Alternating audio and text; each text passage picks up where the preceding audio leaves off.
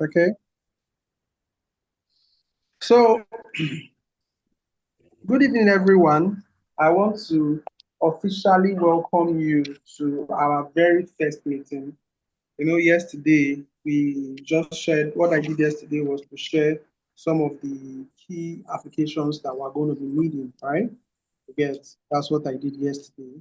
So, it was to share some of the key apps that we're going to be needing for the course of this. I want to believe that we've been able to download them.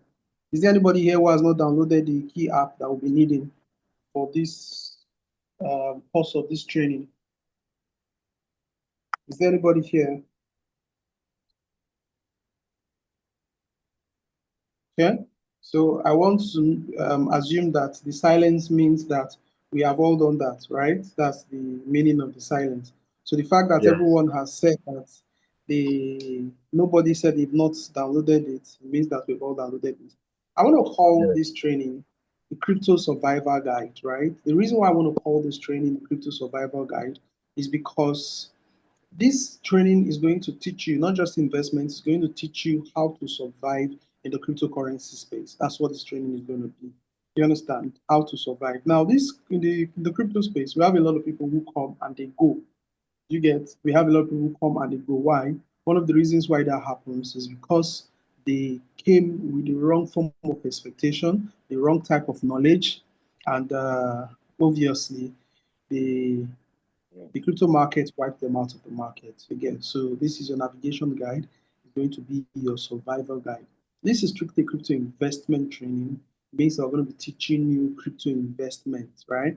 How to invest, make investments. Investment means buying an asset to hold. That's what investment means. Again, that's what investment means, and that's what this training is about.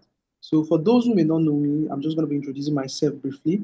My name is King Igosotu Tekme. I'm from Nigeria and I will be hosting this training. I've been hosting trainings like this pertaining to cryptocurrency from for a very long time now. Let's say spanning into 3 to 4 years. Although for a while now, I took a break on crypto trainings.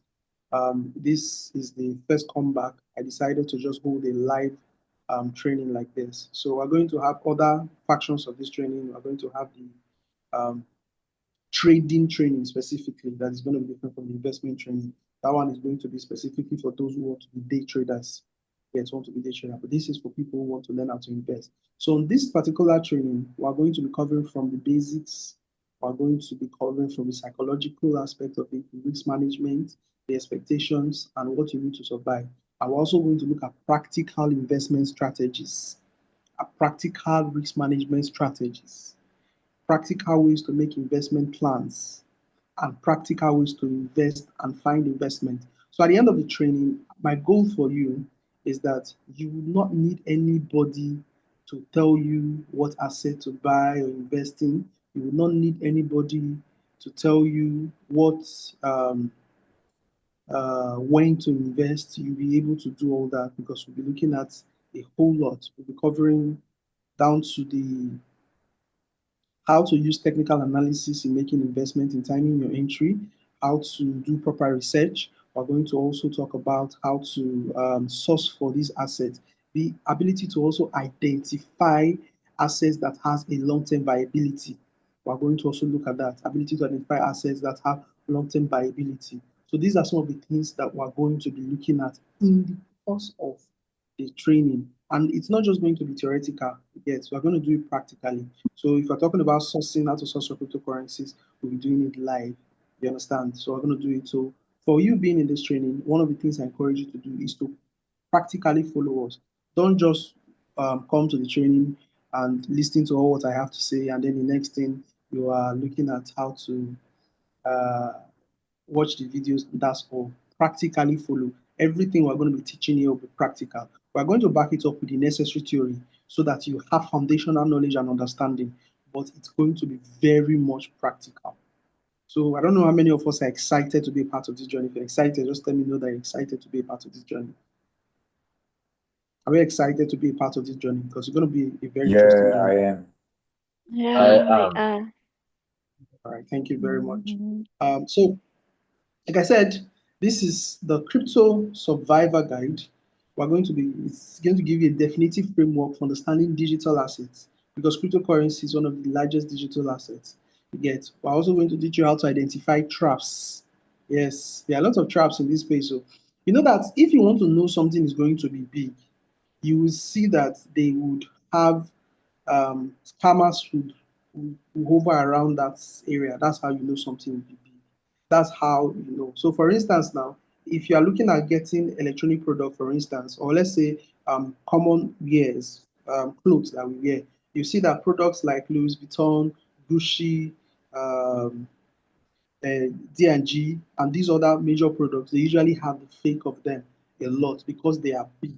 So it means that when something is big, there is a tendency for people to want to come out, fraudulent people to want to take advantage of the popularity that any field is gaining, and then they want to see how they can take advantage of it and then take advantage of unsuspecting victims by scamming them of their money.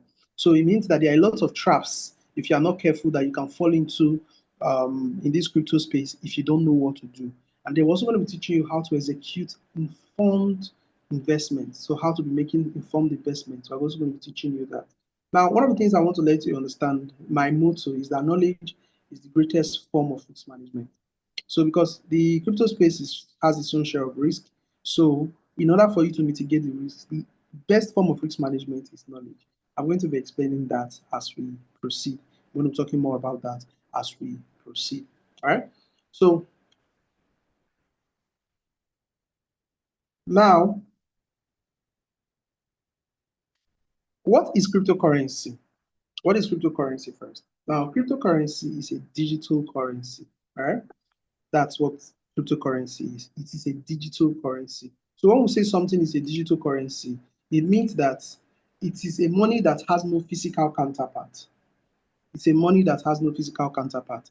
We have people from different countries. We have people from Ghana here. We have people from Cameroon here. We have people from Kenya. We have people from South Africa. So each and every one of us, we have our own type of currency, right? Some of us, we use, for those in Kenya, they use Kenyan shillings. For those in South Africa, they use rands. For those in Nigeria, they use naira.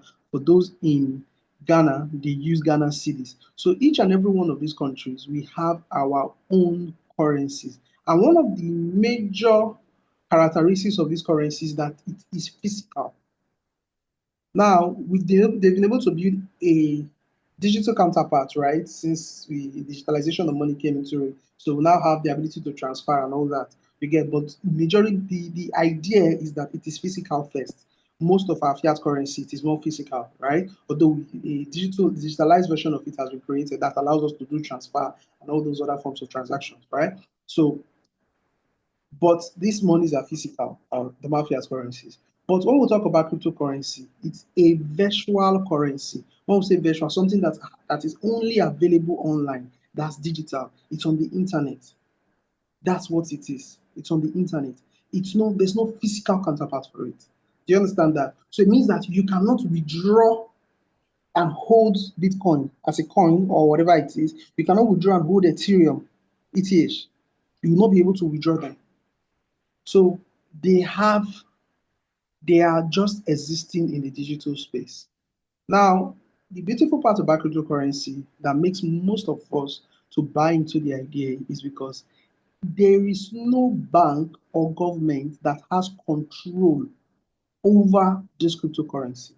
There's no bank or government that has control over this cryptocurrency. It means that the value that cryptocurrency has is not because the government decided to say that this particular currency is what we're accepting in this country. It's because a group of people came together and said that we're accepting BTC as money. And then based on demand, so the value of cryptocurrency is as a result of demand and what supply. That's the value of cryptocurrency. Do you get? Because it's not under any bank, it's not under the control of any government, but it is just purely demand and supply. That's one of the reasons why it is one of the most volatile assets. Because people came together and decided that this particular asset, I believe in the project. I believe that this is regarded as money, cryptocurrency. I believe that Bitcoin is money. And what did you see? As a worldwide acceptance started happening, what did you see in crypto? The value increased, skyrocketed, it skyrocketed. So it is one of the currency that is driven by people, not by government. There was a time in Nigeria where the government decided that a certain type of currency was no longer accepted. And all of a sudden, even if you had bundles of that amount of money, it was useless. Even if you have money, it was useless. The only way you could use them is if you take it to bank and tell bank to exchange it for you. But you will go to the normal everyday seller, they will not be able to, because that is what the government has control over your fiat currency. But in case of cryptocurrency, it is purely based on demand and supply. This is the available supply, and this is the demand that people are actually demanding for it. So there's no bank, there's no control. It's a virtual currency that got its value as a result of demand. That's what cryptocurrency is. That's how crazy it is. That's why there is what? There's a mass globalization, or there's a globalized need for more people to have knowledge about cryptocurrency. Because once people have knowledge about cryptocurrency, they buy into it, the value increases. In the same vein, when there's demand can increase, demand can also decrease. You get, so that's why we have the volatility of what the cryptocurrency market. Okay, because it is strictly based on what demand and what supply. That's what drives the value of cryptocurrency. It's a peer-to-peer transaction. So when we say something is peer-to-peer, so it means that there is no third party involved. There's no third party involved in this transaction. And it is one of the fastest means of transacting, as a matter of fact. It's one of the fastest means of transacting. Let me just tell you the honest truth. The truth is that if you want to send money, I want to believe that for those in, if you have, like those in South Africa, I don't know if you have maybe like a sibling or a friend on all the way to Nigeria. If you want to send money to them down in Nigeria, there is the usually you have the problem of transact the difference in currency, right? You have that problem. There's usually a problem of differences in currency, and that can pose a very big problem when we don't transact. And most times, for you to be able to overcome that problem, it is you have to use other forms, which takes a lot of time because of the third parties involved in it. But with cryptocurrency, is very very fast. It's very fast, right? So one of the things that cryptocurrency does is that it removes the centralized middleman to enable frictionless global transfer. The fastest money you can receive from someone abroad, in the United States, for instance, is through cryptocurrency. That's the fastest money. I'm talking of somebody who wants to send you US dollars. I'm not talking of somebody who wants to go and convert Naira and find a way to send the Naira to his account and all that. The fastest money you can receive is cryptocurrency. So it means that somebody in the United States who wants to send money to somebody in Nigeria or somebody in Ghana, the easiest way is cryptocurrency. You just buy your cryptocurrency and then you get the person's wallet address and you send it. It's as simple as that. And one of the things, for instance, now we can look at the slides we have here. You can see Nigerian to Ghana via banks. So if a sender wants to send to Ghana, it will send through the bank. There is a way that the money is converted and then received via the bank to the receiver. Although these days, with how we're having maybe they're having a little bit of simpler ways because of digitalization of currencies, right? You get, but still it is subject to bank because no matter how digitalized currencies are, the banks you cannot just go to your bank from a bank and you want to say you want to transfer money to somebody in Ghana, right? You cannot do that from your fiat currency. It is not just easy for you to do that. You get? So this is really a very Herculean process and takes a lot of time, takes a lot of days. But with cryptocurrency, you in Nigeria, you have some cryptocurrency, which is a currency in itself. All you just need to do is to get the person's wallet address, irrespective of the country, whether the person is in Ghana, the person is in the United States, the person is in the United Kingdom, you just send it to that person, and that person receives it in a couple of minutes. And then there is public verification. Now, I think there's if someone sends me money here in Nigeria, let's say via our normal bank transfer, one of the things that usually happens is that in the process of doing that, what we experience is if there's a dispute in the money, there's no way for us to be able to check. So that person has to go to his bank, right? That person, I think I had a transaction like that recently. The person sent money, I think it's even in payment for this training. The person sent money. So that money that was sent, I didn't receive the money. I don't have any way to check if that money actually came. Just that I took the person's word for it, that the person sent it. Do you understand? The only way I can get that person's statement, if the person sends a statement from his bank, the only way the person can confirm if I receive that money is if I send a statement from my bank. But when it comes to cryptocurrency, that is not the case. That apart from the fact that it is very fast, it is also verifiable. Anybody can verify the transaction. Anybody can what? Can verify the transaction. Do you understand? Anybody can verify the transaction. And the reason why that happens is because cryptocurrency is built on a technology called the blockchain technology.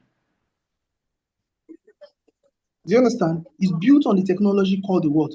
The blockchain technology. So the digital currency is just a foundation for this broader technological system. You understand? It's just a foundation. There's a broader, you can look at the diagram here we have here. You can actually see the digital currency at the center, and within the digital currency, you can see there are certain branches: smart contracts, you have decentralized applications, you have decentralized finance, you have digital ownership systems, NFTs. There was a time when NFTs became a thing. You have governance systems, decentralized votings, and protocol management. All the digital currency is the foundation. Do you understand? Because the broader scope is the what? Is the blockchain. The blockchain is now the technology. It's built on the blockchain technology. And what is the blockchain? The blockchain technology is a system of keeping records. Yes. It's a system of what? Of keeping records. So a blockchain is a synchronized, indestructible public ledger. Like I told you, if Mr. A sends money to me, right, from his bank to my bank, especially when they are different banks. The only way I can know if that transaction actually happens is if Mr. A goes to the bank and asks for a statement of account. The only way Mr. B will know if I actually received the money is only if I go to the bank, right?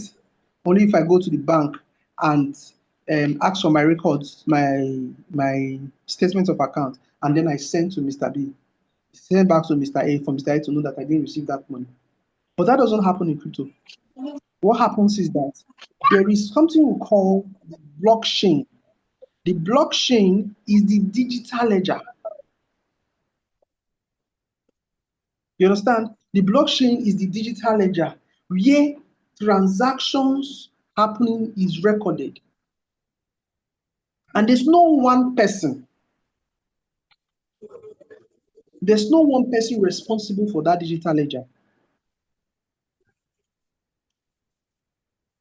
It is distributed across nodes. So for one transaction to happen, these nodes or users, for one that transaction to happen, these nodes or users would have to come to a consensus for that transaction to happen. And then the beautiful part of it is that one can easily one can easily check the transactions because you can just go to it's an open book. So it means that it is open to the sender, it is open to the receiver, it is even open to any third party. So one can easily just go and check out the transactions happening. Did this transaction happening? Yes, you see there's going to be written clearly for you there. We're going to be seeing all this practically. I just want to explain this concept for you. Do you understand? You are going to see practically. Do you get? So, like if you see this diagram now, you see that the first centralized, you see that there's a guard manning the door, right? Because there's only the centralization. There's only one person, that's the central body that has the key to this particular padlock. So for you to get access to the notebooks. There's only one person. That's why you have to go to your bank. Your bank will have to be the one that will now generate the transactions for you. But if you can see the decentralized, it is distributed publicly across various nodes. So therefore, almost anybody can have access to the what? To the records. Not having access to be able to alter the records.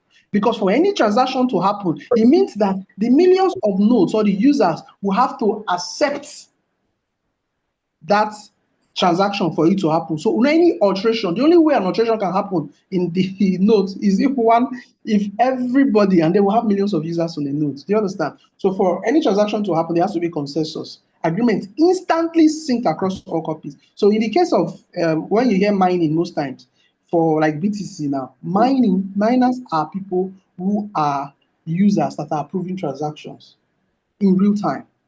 So for any transaction to happen, there has to be a consensus amongst these nodes, right? Obviously, it is automated in a way such that for that transaction to be approved. So therefore, not one person can decide to go and make a change to the node and say, I want to make a, you understand? It's not possible. Do you get? So if you look at this diagram now, you can see the request was created, person A initiates transfer to person B. Verification, the network computers verify them. These computers are actively online. Are you seeing it? The network verification happens. Once that network verification happens now, there's a block. A block is formed. That's why it's called blockchain. Do you understand? A block is formed. As that block is formed, that block is like the units of this data that happen for this transaction. And then as it is formed now, it is now added to a chain of other blocks, of other informations, of other units of information that was also formed. And then once that happens now, it now becomes for PowerNet and public record. Now it opens for transparency, security, decentralization, and trust. So it means that if person A wants to transfer to person B, I don't have to trust you because I am going to see whether the transaction was done or the transaction was not done. Do you understand? It's just like if I go to a bank now, or if I go to a vendor that sells stuff for me right now, and I tell the person I've transferred money to you, the person will have to go to his bank to go and check. But if the transaction has happened in real time, and then even if I've not gotten that, I can just easily go and check the transaction hash. I can check the transaction hash, the ID, transaction ID, and see the state of the transaction at that point. I'm able to know that this transaction is happening or not. I don't need to go to any Seven. bank. I don't need to go to any this thing to get. Papa I is don't need to calling. mute your. So I don't need to go to any bank to do that because there's transparency and then the security. One person cannot just go and make changes to it. Huh? There's decentralization and then there's trust. It builds a trust system, right? So um, that's for that. Yes, because of Now our we have the types of cryptocurrencies. Let me mute this person. and then because I'm not Please, when you are in a meeting like this, it's just good that you mute yourself, especially if you know you're in a place where there will be a bit of noise. Eh?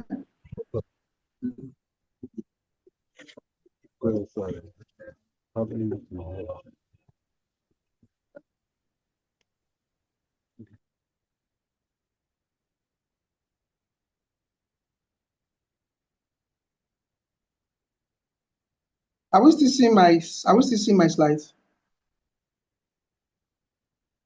Okay. Yes, I can see it. All right. Please, as you talk, just mute your mic, especially if you're in a noisy environment, please.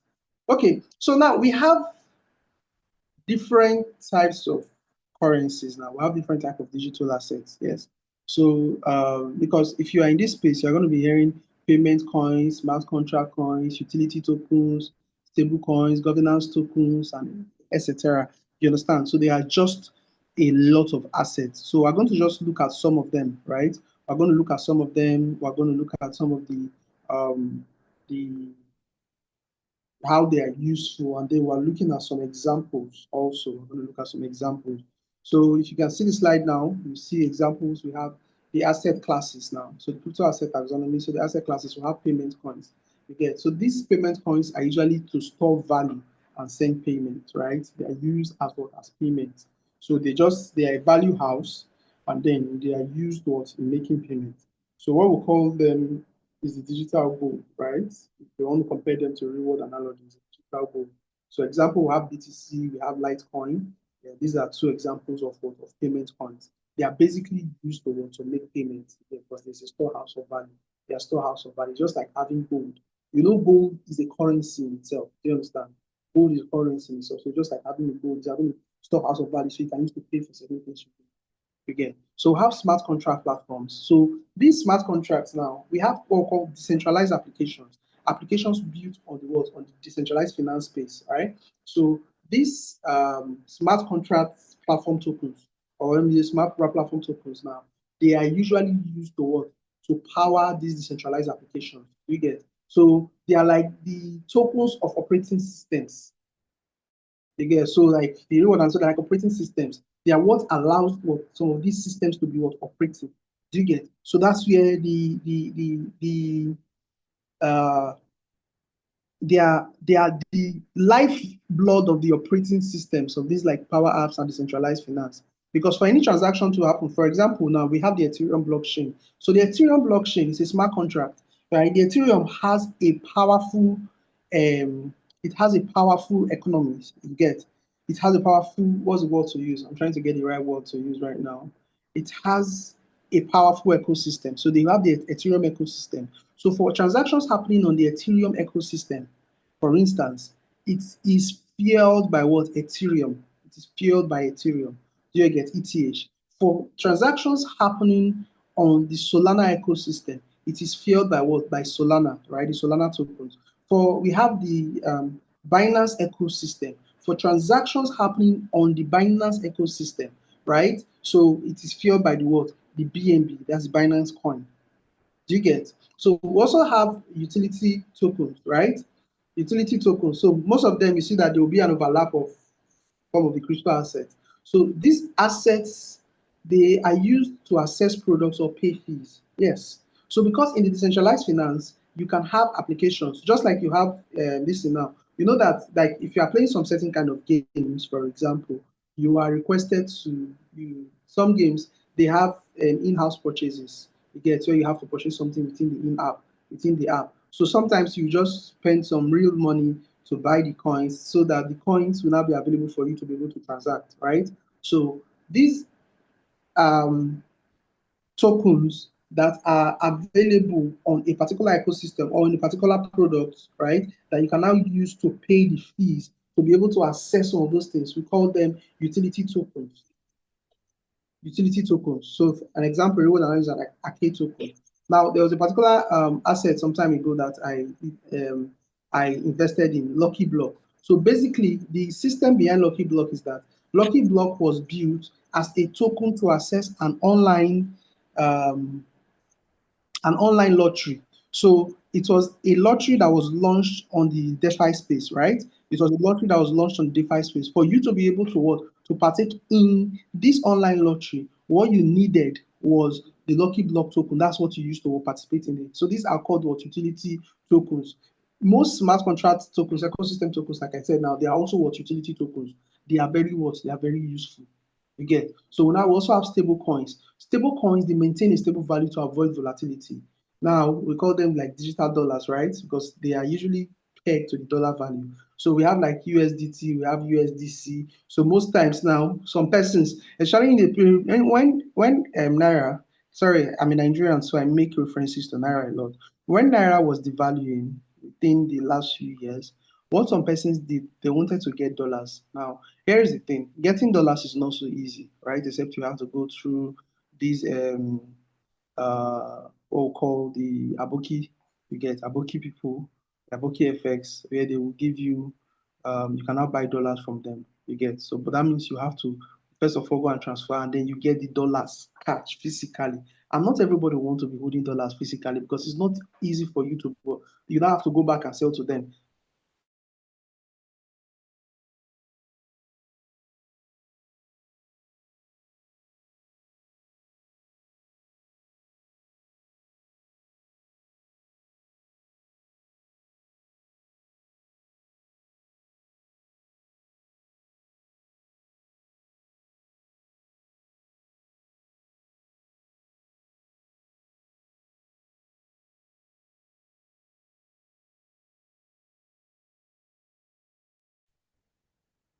Hello, sorry, my network was interrupted. Can we hear me now?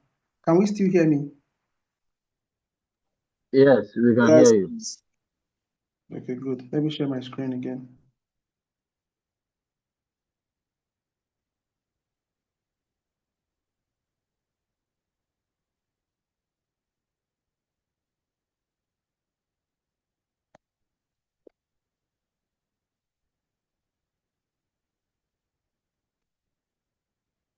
Can you see my screen now? Yes, we can see your screen. Can you see my screen? All right. Yes, Okay. we can. Um, yeah. So I was talking about when naira was devaluing recently. Many persons wanted to have access to dollars. They wanted to convert their naira to dollars so that they will be able to take advantage of the exchange rate once the devaluation happens to a very bad extent, like it did. It moved from naira, $1 moved from maybe around 400, 500, 600, and it moved up to 1.8 at a certain point before it started coming down, and it's currently at around 1,300 and something. So there are some persons who bought dollars, because I know there are a lot of people, even most of my friends, they wanted dollars, they wanted to have dollar, but those that they didn't want to have physical dollars, so they just needed a way to just get dollars, right, digitally. So most people then, they were now interested in buying dollars. So the easiest way to get your digital dollar is buying a stable coin, a cryptocurrency, because the value of a stable coin like USDT and USDC, which are the examples we are stating here, is equivalent to the value of a US dollar. So they were able to buy. So there was a friend of mine bought from 800 and he rode it to around 1,008, and then he sold. You get, he sold. It fell down to 1,700 before he sold, anyways. You get. So he was able to take advantage of that, and he was able to do that seamlessly. Right, he was able to do that seamlessly, because when you want to convert back, it is based on the value at that point. You get, it's not even, so, and you don't have to start dealing with these extra persons, a third party, and all that. You just do that. It's very easy. Now we have governance tokens, voting rights on project decisions. So most times when some projects are about to launch, right? So if you're holding certain type of tokens, you'll be able to vote on decisions that will be made on such projects, especially in the crypto space. Do you get? It's just like owning shares for a company. Do you get? When you own shares for a company, you will be able to vote on certain decisions, right? That's happening in that company if you hold a significant amount of shares. You have a small, we have some certain level of rights, right? So examples, we have various protocol tokens. So you can see, if you go to maybe Binance now and you're seeing protocol tokens, you know that this is what it means for you to hold, for you to get that. Yeah. So if you are holding such tokens, it's a governance type of token. Do you get? So it allows you voting rights on certain project decisions. And obviously, since it's like a corporate share, it doesn't necessarily mean that when you have to have a certain level of shares for you to be able to have certain level of voting rights anyways. But this kind of governance token gives you such voting rights. Then we have meme coins, which is the one of the most interesting type of asset. Personally, it is my opinion anyways. Meme coin is one of the reasons why people do not trust the cryptocurrency space. I'm not saying that we're not going to really look at taking advantage of it anyways, because I do take advantage of it. I've taken advantage of it. As a matter of fact, I took advantage of the two listed here, Dogecoin and Shiba Inu, especially Shiba Inu, right? So, but meme coins is driven by community hype and speculation, right? There's no real utility. They are not used for anything. They're not used for anything. It's just built on a meme. That's what it is. It's just built on a meme, right? So Dogecoin came. Dogecoin was the very first meme coin, right? So Shiba Inu came. There was no utility around Dogecoin, right? It was just like a dog, right? They called it Dogecoin, yeah, right? So that was it. I've forgotten the idea around it. But Shiba Inu came as the Dogecoin killer. That was just it too. It just so the meme around it was the Dogecoin killer. Do you get? And that was what it used to come into the space, and it generated a lot of money for people. It generated a lot of money for me, anyways. So generated a lot of money. So we have others like that. There are still others that have come, a lot of meme coins. As a matter of fact, now, because most people are gamblers than investors, they like meme coins a lot. Because most people are gamblers than investors, they like what? Meme coins a lot. So that's why in the next part now, I'm going to be looking at being an investor and being a gambler. What does it mean? I just made a statement that because most people are gamblers than investors, they like meme coins. Because meme coins, it appeals to all their gambling emotions. Now, I'm not saying that you will not be able to take advantage of them. Obviously, you should be able to take advantage of them. But just that your whole psychology around the crypto market should not be around meme coins. Your whole psychology around the crypto market should not be around meme coins. What does it mean for your psychology to be around meme coins, right? Meme coins are those assets that does very sharp returns on investments or very sharp losses. So you can have an asset, you buy an asset, and then in a couple of minutes, it is doing you very significant amount of money you get. It has doubled, quadrupled, sextupled, right? And in the same vein, you can invest some amount of money and then it is dipping. $1,000 can turn to $500 in a couple of minutes. $1,000 can turn to $200, $100. These are meme coins. These are how they work. You get because they are driven by hype. I told you that cryptocurrency is based on demand and supply. So when there's sufficient hype, they create high demand. They create high demand. The problem is that there is no long-term vision. So therefore, such demand is driven by people who are looking for short-term returns. And the problem with short-term returns is that when people begin to take back their demands, means they begin to sell back this asset that they bought at in profit. You who is entering at a late period now, you start seeing sharp decline in your investment, right? So now, successful participation requires adoption of an investor's focus on probability over a gambler's reliance on hope. Most people who enter into this space, right, they are looking, they are just looking to make some quick returns. They are just hoping. Now, if you really want to be successful in the crypto space, right, you have to, it's a probability game. Every investment decision has to be focused. It has to be around the probability. Do you understand? So you only want to make an investment decision when it has a higher probability of success. Now, there's no 100%. Understand this, there's no 100%. But what? But there has to be a high probability. That's why we do research. Research is going to be a very important part of this training. Let me give you an instance based on the real life here. If you want to do a business, right? Rather than, there are people that have run through a lot of businesses because they just started the businesses based on hope. Those are gamblers. The same thing it happens in this space here. Why there are people that before they jump into a business, they've done feasibility studies, they've done their financial projections, they've calculated the numbers, they've looked at the potential hurdles and then potential solutions to the hurdles and all that, and then they enter in. So at the end of the day, they are already aware of the possibilities of success and what will drive such success to happen. And they are still aware of those things that can cause them to fail. So they found a way to say, okay, how do I mitigate those things that will cause me to fail? And how do I what? Hammer on those things that will cause me to succeed? How do I jump over these hurdles that can cause me to fail?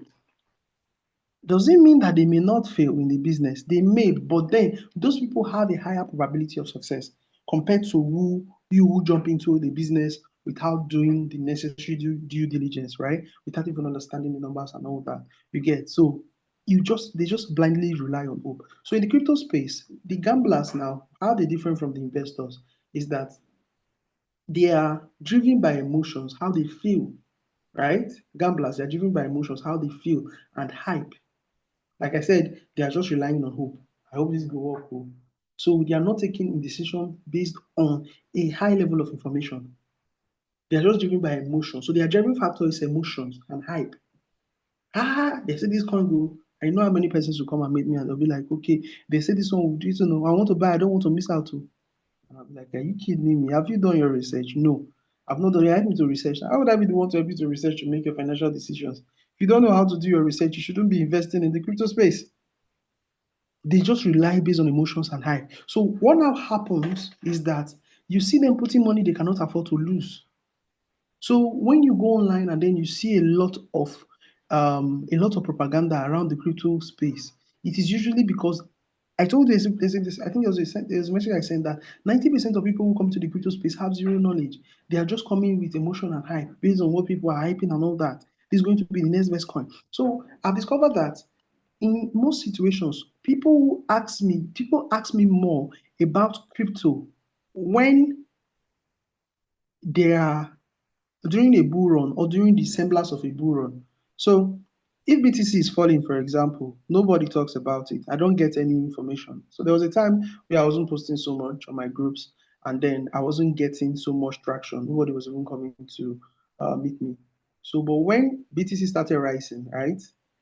um, I was getting a lot of inquiries. 2025, especially when BTC started rising, that's when I was getting a lot of inquiries. So because it was no longer a matter of wanting to position themselves, it was a matter of, oh, well, this thing is rising. No, I'm feeling like I'm missing out. To fear of missing out, emotions, right? That was what was driving it. So for an investor is based on information. So every decision for every purchase, for every investment, is driven.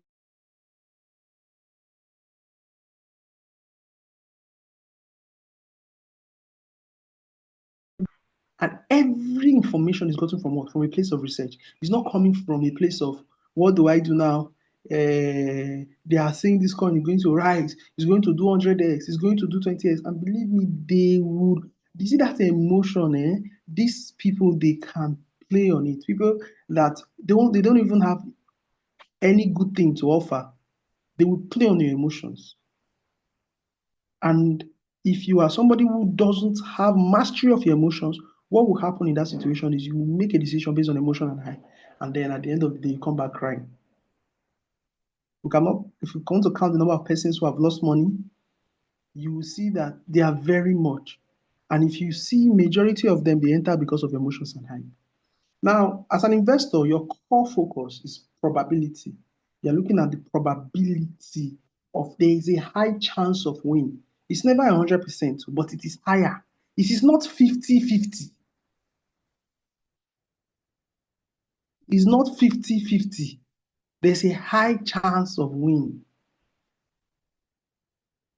You have done it's not you cannot always be 100% accurate, but then there's a higher chance of winning comparing to listen. And then your goal is to preserve capital. Capital preservation is one of the first goals. Capital preservation. One of your first goals is, so how do I preserve my capital? Does that mean you're not going to take risk? No. That means that you are going to manage the risk. A gambler, they are just looking at possibility. The possible, I mean, not possible. Possible, yeah, bah. They've put everything they have, and they are chasing win. So you see them chasing price. So I had a student who came to me and was like, yeah, he's anytime he makes a trade, he will just be lost. I said, okay, what informs your trades? Because that's what question I ask a lot, funnily. If somebody meets me and say I made an investment and everything, what do you think about it? I will not even ask you about the asset. I say what informed your decision first to make such investment. So I asked him what informs his trade. He said if he wakes up in the morning and he sees that it's rising, he will just put money inside while it's still rising, then it will not rise, he will not take out. I say it worked for a while, right? I say after a while, you saw that you're not so lucky anymore. After putting money, it started falling, right? He said yes. I said because you're just chasing price. You don't chase price. You make informed decision based on analysis. So because I did that also when I started out. I did that. I was chasing price. I wake up, I see it's rising though. Oh, put like that. And you know the funny thing, the market has a way of rewarding your ignorance and stupidity, right? Because I was stupid. It had a way of rewarding it until it wanted to take back. That's what happens most times. So, and if you're not a very careful person, it will take back more than it ever gave to you. Do you get? That's why, as a core focus, if you're an investor, probability and preservation of capital. That doesn't mean that you're not going to take risk or that the market is not risky. It's just that you are looking for high probability setups, high probability assets. Do you understand? That's what you're looking for. Do you get? Now, when you want to make investments, that's why, yeah, I know that some persons will want to be like, because I have like some persons, they like, do you teach us meme coins and all that? I say, yeah, I would anyways, but I'm not going to base my focus on that because meme coins don't solve the problem, right? They are not, I gave you different characteristics of assets now. You can see payment coins, smart contract, utility tokens. You get even stable coins and the usefulness of it.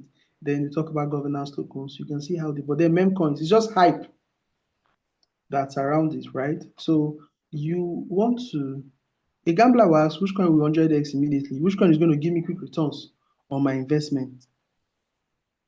But then quick returns. Let me tell you one thing about money, right? Or one thing I've discovered about promise is that if it is too fast, the risk is high. It means that the risk, it has a very high level of risk.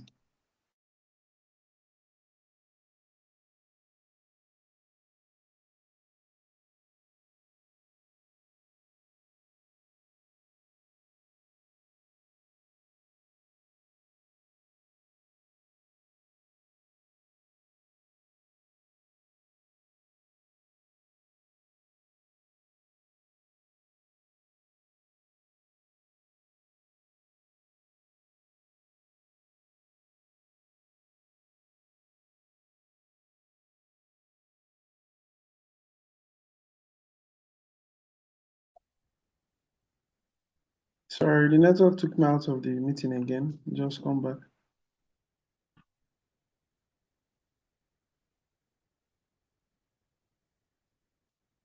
All right. So can you guys still see my screen now?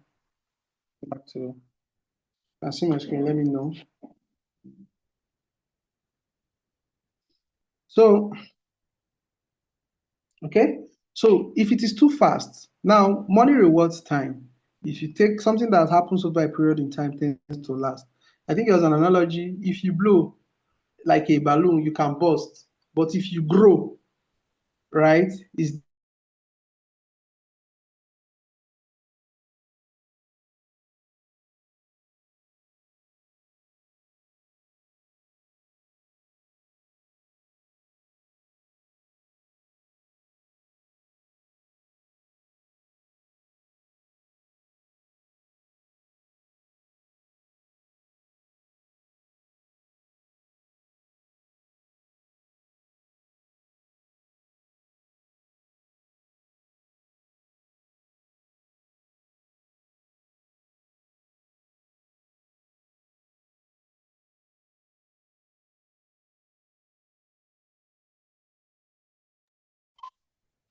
On my side, there's no volume. well, can you hear me? Yes, Now, we can. The maybe, network around this period, it just happens that network tend to like to misbehave, right? So I say there's an analogy that if it blows, like most people want to blow, they just want money within a very short period in time, very fast. It can burst like a balloon. But if it grows like a tree, it's even most times it's difficult to be bent, right? So which is one of the things that we can look at. So in this situation now, if you're somebody who is looking at long-term viability and profitability, you tend to last more. You get so many people will tell you that they invest in crypto space, but many are actually gambling, basically. Many are actually gambling. You get so because investment decisions are based on information. They are not based on hope. They are based on what informed decision. So if you've been an investor and you discover that the information behind or the reason behind your investment, what informs it is not based on sufficient level of information gotten from research. Just know that you have been gambling. That's just the reality. Just know that you have been what? You have been gambling. So, and we're not looking to train, we're not looking to train people who are gamblers here, right? So now you can actually see this is a breakdown of the anatomy of a loss, how people lose money. Because what we're talking about here is how people lose money in the crypto space. Most people they enter without education, you get. So you just see somebody who enters into the crypto space. They just say I should download this one, oh. I just download them, oh. They say I should buy this one, oh. I just bought it, oh. They say I should do this one, oh. Just do and the next thing I know, there's the my money just started dropping. My money just started dropping. Why is it dropping? I don't know. Then they start asking people who told them to to join cryptocurrency to send them their money back. Right. So the first thing is they enter without proper education. So they are buying based on a hype, either a hype from a friend or an influencer. They enter with FOMO. They see that the coin is rising. The coin is rising very fast. There was a coin one time myself and my students we did a research on, and that coin did 2000%. It's been a while, anyways. It did over 2000%. Oh man, that asset as it was doing that, that all those people that did not buy initially, can we enter now? Can we enter now? I was like, you want to enter now? After it has done over 2000%, you want to enter now? It did good numbers over me. I know I left at around that part. Can we enter now? Can we enter now? Because there are some people who just FOMO into it. They are buying at the top when the coin rises. The coin is using 300%. You want to start entering at that point in time. There's a high probability. So, I was talking about probability. When a coin has risen, let me give you the concept behind probability. When a coin has risen, the value of an asset has risen significantly. What do you think early investors want to do? They want to what? Pull out. Do you understand? So when they are pulling out, they are selling their coin. It means that they are returning the coins back into circulation, into supply. What now happens when supply begins to increase? Since they are bringing the asset back into supply, the value of the asset will drop. Do you get? So that means that if you think about it in that light, that when people see profit, they want to take profit. And then you who wants to enter there as a result of FOMO, is there not a high probability against you? Why would you buy when the probability is against you and is high against you? The probability of it moving forward higher is slimmer compared to the probability of it moving downwards. Do you understand that? So that's why I said people who are investors, they what? They look at the probability and they enter based on the what? Based on a probability that is in for them, that is for them, a probability that is high in their favor, not a probability that is high against them. But most people don't even know that. Most people don't even know that. So maybe they did it the first time. They did it the first time, and probably the first time they said they should not buy. They didn't buy because I've seen people like that. Yes, people who, because of FOMO, they even against all what they know, they do something stupid. So you bought, you didn't buy the first time, and I said the 300 or 400%. After you did not buy, and then that asset now went ahead to do 1,000%. It means that maybe you'd have gotten 2x, right? Because that's in 400%. You have gotten like 2x plus from that particular investment. The next time now, you now went to buy an asset that did 400%. And this time, you wanted to put so much money into it because somebody you know cashed out big from the previous one that you did not put into. And then that one, that time around, it now fell down. And then you know that you borrowed money to put into it, or you use your school fees, or you use your house rent. You I remember the time I used my house rent in crypto. It was so funny, eh? There are certain things I don't say out because of, when you've done something very stupid. So I was supposed to rent a house. Supposed to be a three-bedroom flat. Then I already had the money down. Then the place I wanted, I saw I liked. They said it was going to take a while for the person who was about to pack out. So I was like, okay, as for the person to pack out, now let me put it in crypto to make some money off it because I made some part of the money from the crypto space. Let me just put it quickly in cryptocurrency. Let me just make some money off it. And that was how the money went down, went down 50%. Do you know what now happened? I went to stay in a one room, room and parlor safe con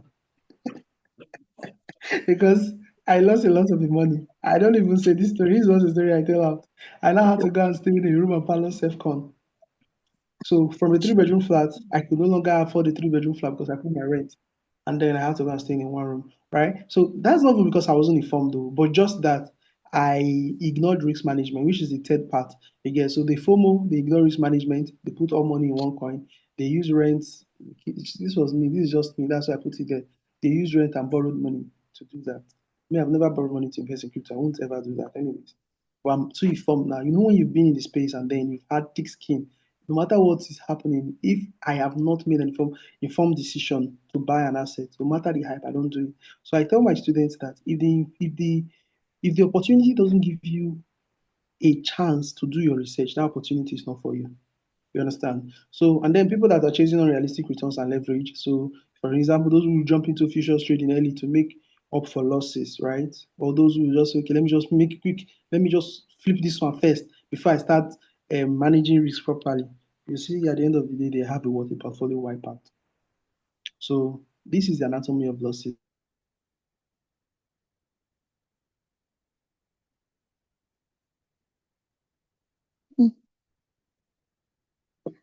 Oh,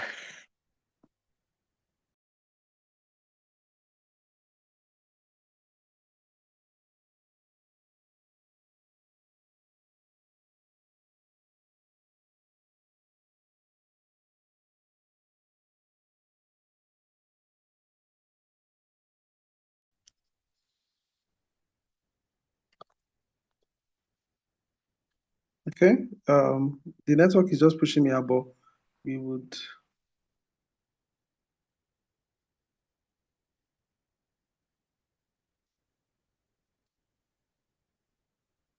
Can you guys still see my screen?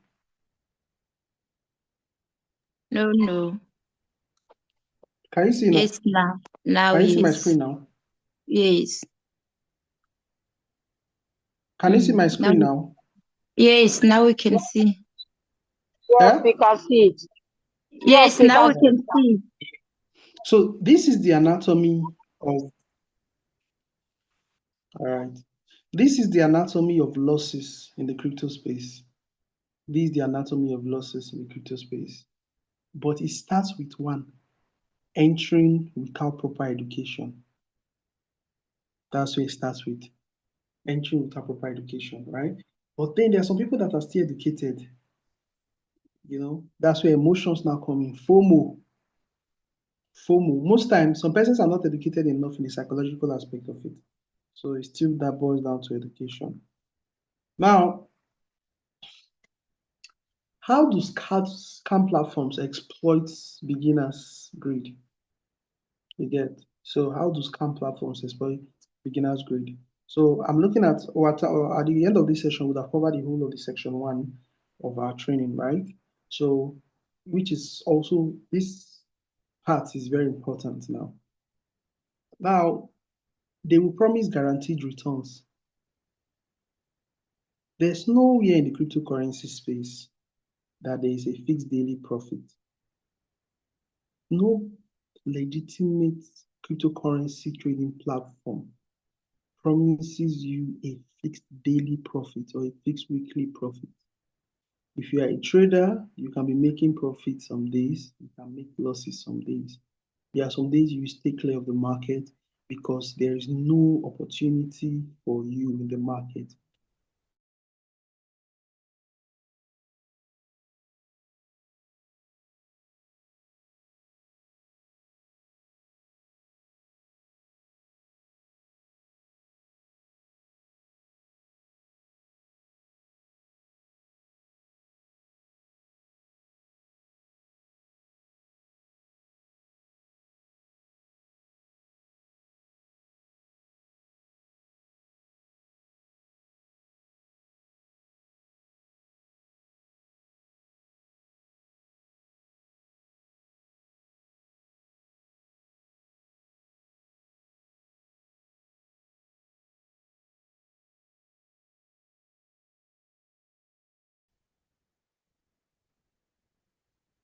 So there's no guaranteed returns in this market at all. No year, anywhere you begin to hear guaranteed returns, run.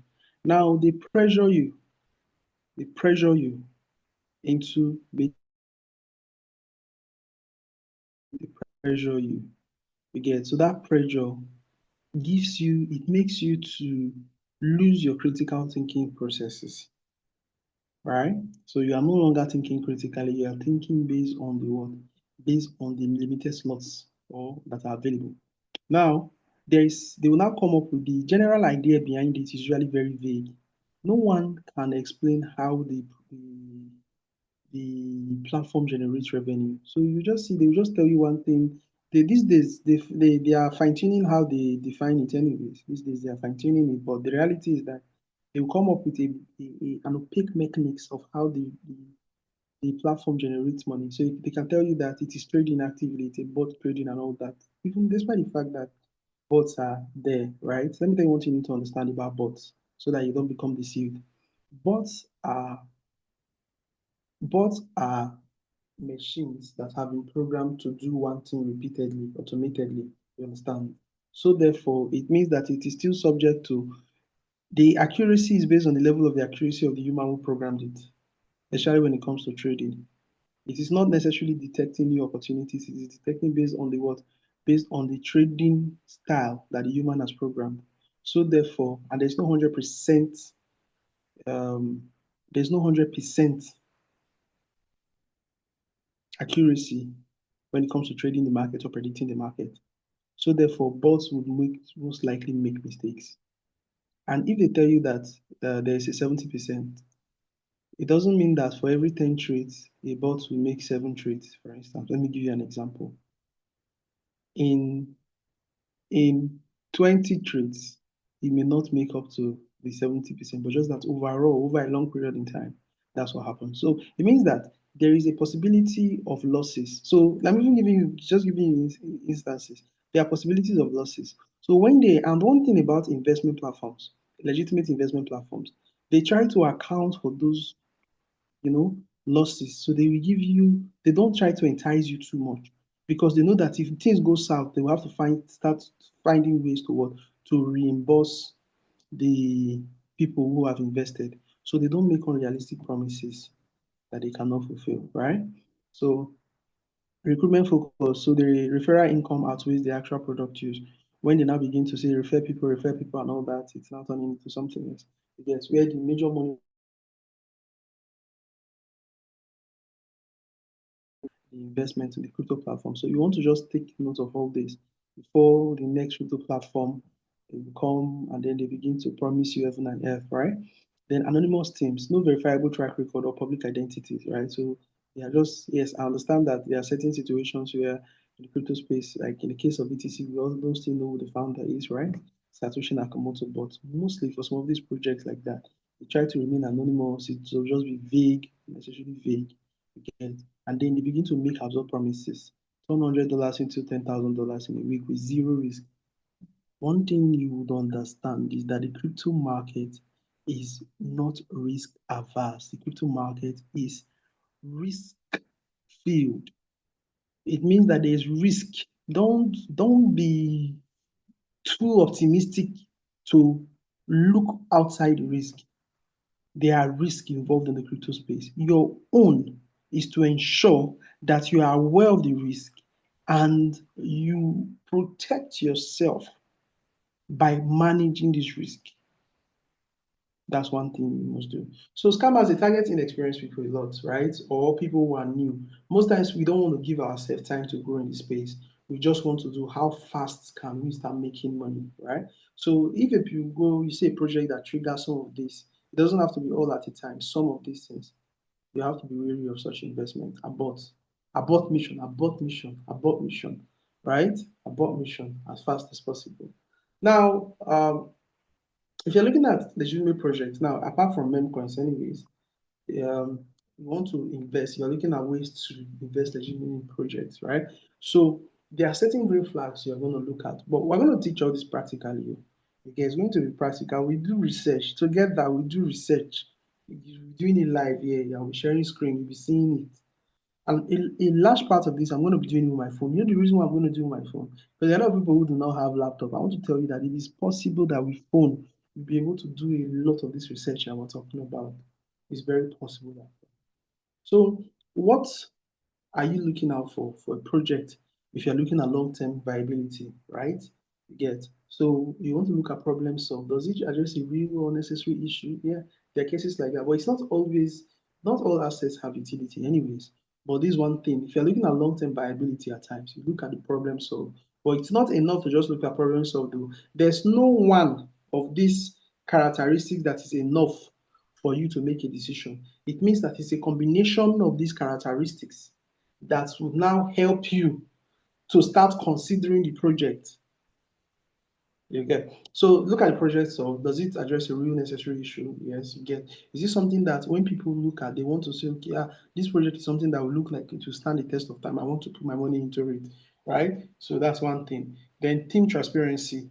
You get. Sometimes, most times these days now, it's not business as usual. Everybody's looking. I want to know you who is developing this asset. Come outside, let us know you. You get public identities with industry credibility. So most times you do the research on the team, see what they have done, previous project. Because even these days, projects now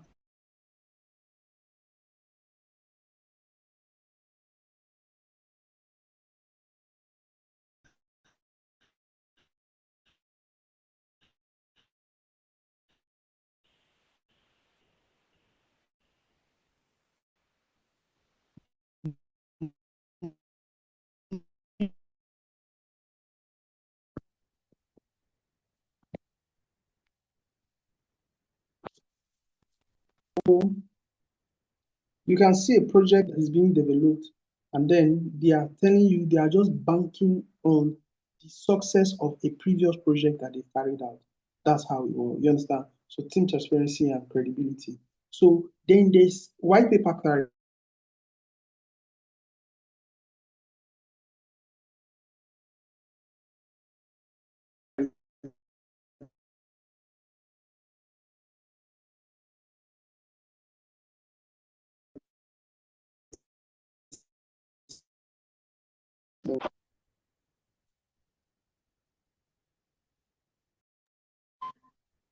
I can't hear.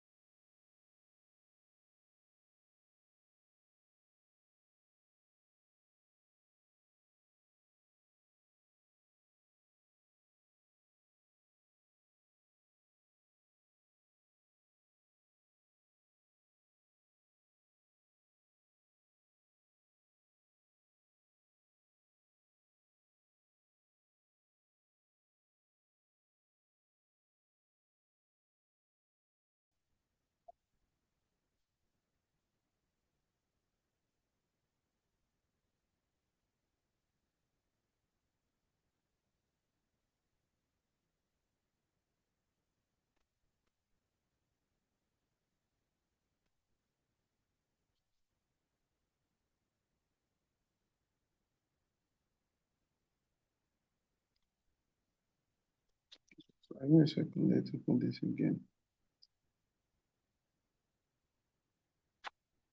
Sorry for the interruption. Sorry, so sorry for the interruption.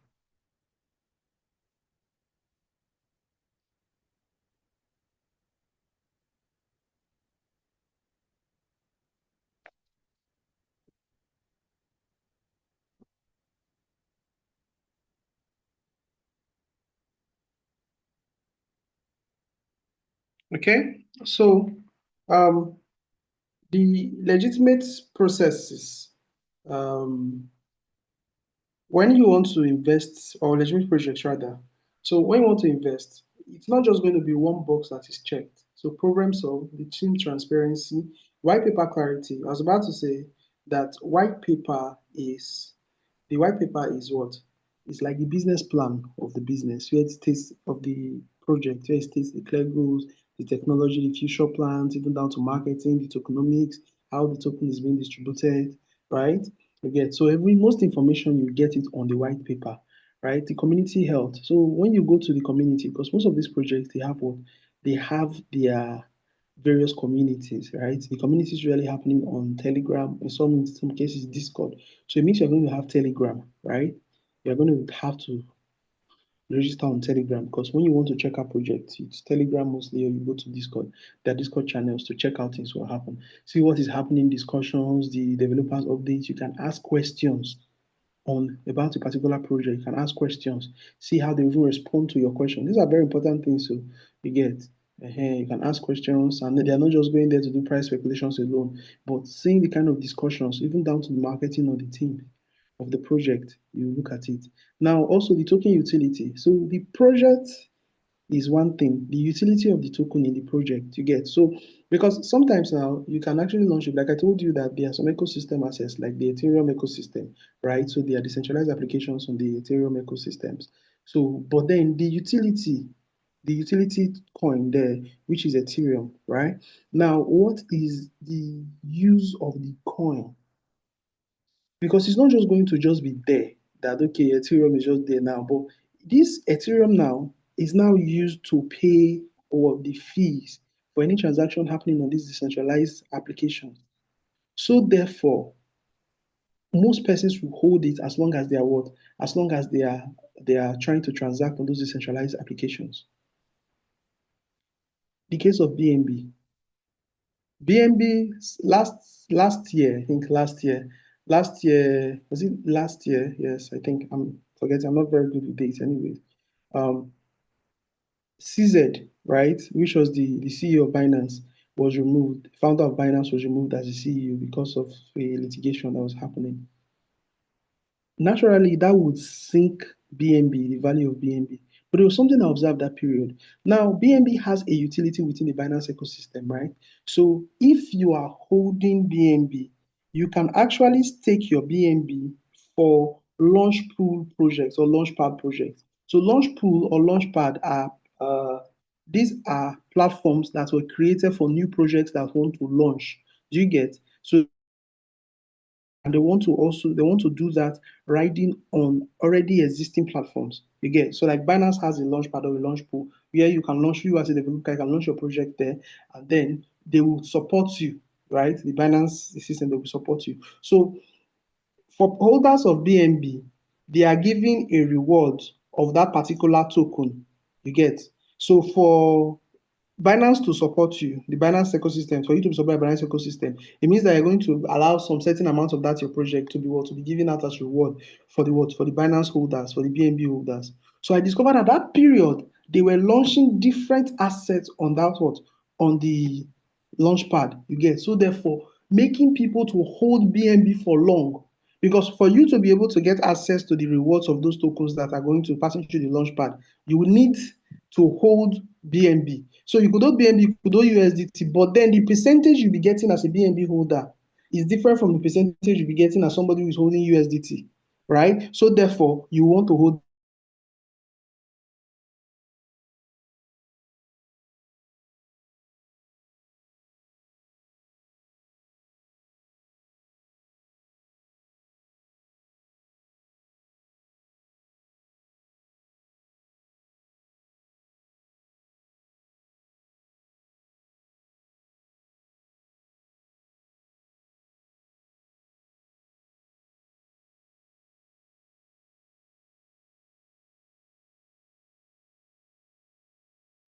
So I discovered that as soon as one project was rounding up, they were launching another one almost immediately. That caused BNB to stand strong. So you can see how the utility of a project actually caused the value of the asset not to just drop all of a sudden. That's what utility can do rather. So verifiable partnership claim backed up by official third-party sources. So you can also check all that. Then the long-term viability of the project solves a growing problem relevant 5 years from now. And then another thing I forgot to add here, marketing. How are they marketing this particular project is also very important. How are they marketing this particular project? You get so you look at the roadmap also. There's usually a roadmap on their website. Check out the website. There's usually a roadmap. So on this roadmap, you want to check at what point are they keeping up with their roadmap. So roadmap is the map that they decided that okay, this is how we're going to go at this point of our journey. In 1 year, this will be in 3 months, this will be in 4 months, this will be. So see if they are following up with their roadmap, if they are meeting up to each of their roadmaps. You get so those are things you can actually check. So we're going to do most of all these things practically, anyways. But I just wanted to give you guys a tour into how it's going to look like, right? So now one thing I said it at the beginning. I said knowledge is the ultimate risk management shield in the digital asset frontier. So knowledge is the ultimate risk management. That's just the reality. So at the end of the day, you must be what? You must manage risk. Now, ultimate risk management, number one, there has to be technological literacy. So it means that you have to be conversant. You have to be conversant with the technological space, right? So you understand the blockchain, you understand the ledgers, asset types, asset classes. You need to understand those technical things, the technological aspect of it. Do you get? If you want to be safe, right? You want to have that technological literacy. You want to be technologically sound. Then psychological discipline. Ultimately, these are the risk management too, because at the end of the day, we're going to now break this down subsequently when we now go to the aspect of risk management in the training, right? We break this down, practical steps, right? You get, but then there's psychological discipline. You have to be psychologically disciplined. That's why expectations. I'm not coming here to feed your expectations. A lot of you have very wrong expectations coming into this meeting. I'm not coming here to feed that expectations. I'm here to work, to push to the next stage so that next 5 years we see people who are still in the crypto space from this training investing.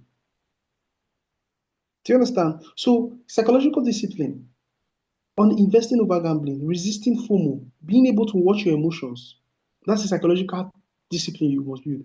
So means that there has to be psychological training. So that's why I repeat certain things over and over again to my students. I repeat certain things over and over again because there are certain messages you pass until it sticks psychologically. You to feel like, why is this person saying what they are saying is just basic now?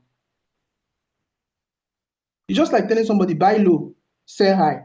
As simple as that instruction that it seems like everybody should know. A lot of people are failing because they are buying at a high. Why? Because FOMO makes them to enter at a high price. So what are we not saying? You can see why some of these things you get. So psychological discipline is very, very important, right? Because if you are not psychologically sound, you're not psychologically disciplined, you will fall prey to something that knowledge is already telling you is wrong. Now, rigorous due diligence. You must also be very what? You must also be, what's the word to use? You must be thorough. You must be thorough. Detecting red flags, verifying utility. Don't be in a hurry. Don't be in a hurry. So this is the ultimate risk management pack. Pillar one, technological literacy. You must understand these things. Pillar two, you must be psychologically prepared.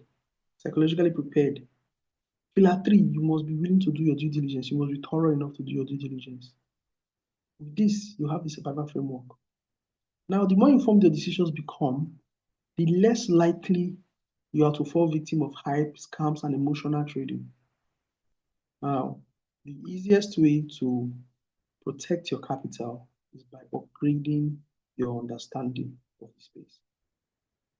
So I just wanted to have this down. I wanted to break down everything because at the end of the day, when we start, we are going to make a lot of references to this first class or this first this thing we are having, this first session. We're going to make a lot of references to it. And I just hope that as we are here today now, those of us that we need to meet up with this meeting to the ending, we would try our possible best to follow up, especially in the aspect of the psychology aspect. Don't be in a hurry, you. Don't be in a hurry. Follow up the training. I want to cover so much. I want to break down as much as possible for you. All those very technical things, we break it down.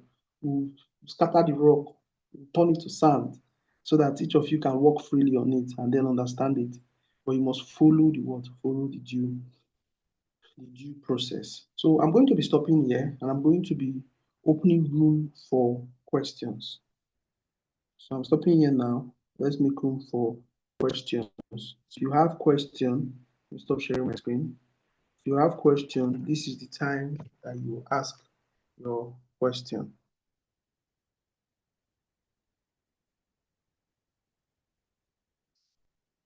So if you have question, unmute your mic and ask your question.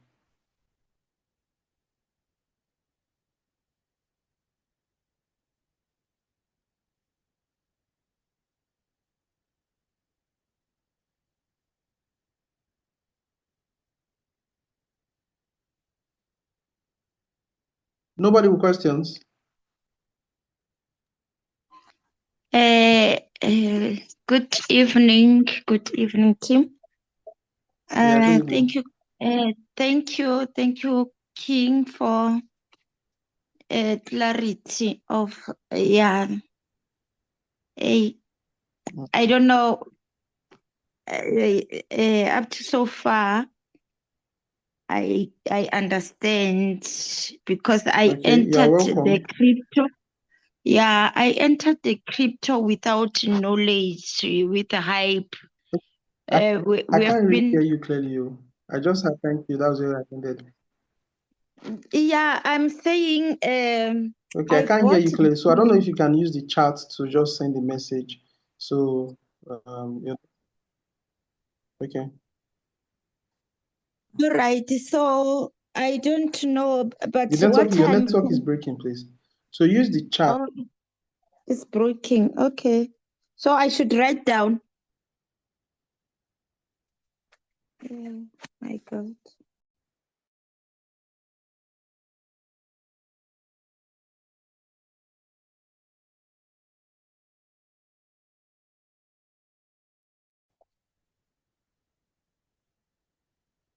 Okay. I couldn't really get Yeah, your question anyways. good So please evening. use the chat box if your network is bad. So is there any other person in question? Yeah, good evening. Please, can you hear me? Good evening. Wisdom. Yes, sir. Boss. Yeah, good evening. Yeah, this evening, I just want to commend you for this clarification. Uh, Even though I wasn't paying close attention because of I was little busy as well. The few that I've discovered, I realized that most of us we have entered into the crypto space without